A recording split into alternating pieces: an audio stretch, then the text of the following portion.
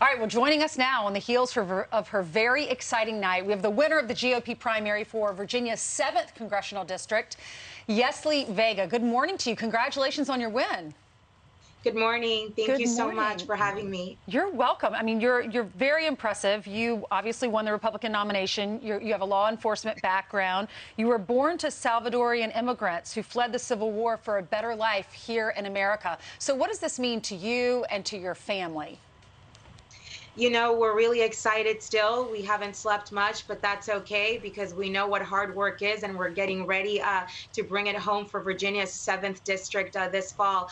It was an amazing night, and I'm so blessed to have been able to share it with my parents who came to this country with nothing but have realized their American dream through hard work and dedication and humility. And I'm just really humbled to be in the position that I'm in today. Absolutely. And we thank you for your public service. I know you've been a police officer.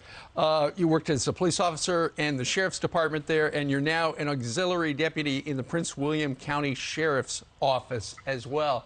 How large is law enforcement and, you know, the crime wave that's going across our country when it comes to this particular vote in November? How many people are saying, okay, yes, absolutely, inflation is killing us, but we've got to pay attention to crime? It's absolutely a topic of priority for voters up and down the 7th district. And I'm not just talking about Republican voters. I'm talking about Democrat voters, independent voters. The #1 priority of folks is to live in safe and secure communities, to know that their children are going to be safe playing outside. And unfortunately, you have a Democrat Party that has opened up the doors for crime skyrocketing in our communities like we've never seen before. You have somebody in Abigail Spanberger that led the charge to end qualified immunity, has taken money from AOC's Defund the Police Pact, and that's something that we're going to remind voters every single step of the way, and we're going to ensure that we do our very best to provide that safety that voters so desperately want. When people look at Spanberger and they say, well, that's a moderate CIA background, what do you say?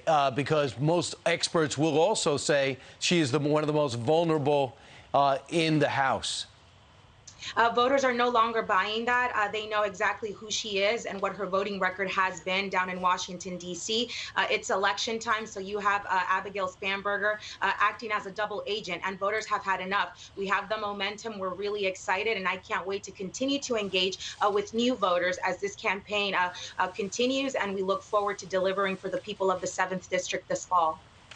We also wanted to ask you, because you do have a law enforcement background, about Uvalde. The school district police chief was denied a leave of absence from the council members. They're not allowing him to do that.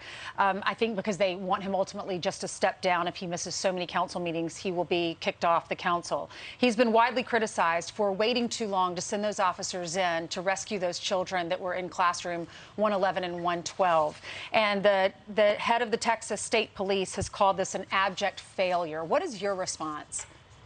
Look, it's a tragedy. I think that it's very easy to sit back and try to criticize. I'm certainly very interested in continuing to see what other details are made available to the public. But certainly it's a tragedy, and I can't imagine all of the suffering and pain that parents are still feeling. But it's absolutely our duty as public servants to ensure that we do our best to uphold that oath that we've taken, which is to serve and to protect. And I'm really going to be focusing on that as we continue to campaign and looking forward to talking about this issue more in the fall. That's right. The experts say the officers could have gone in 3 minutes after they arrived.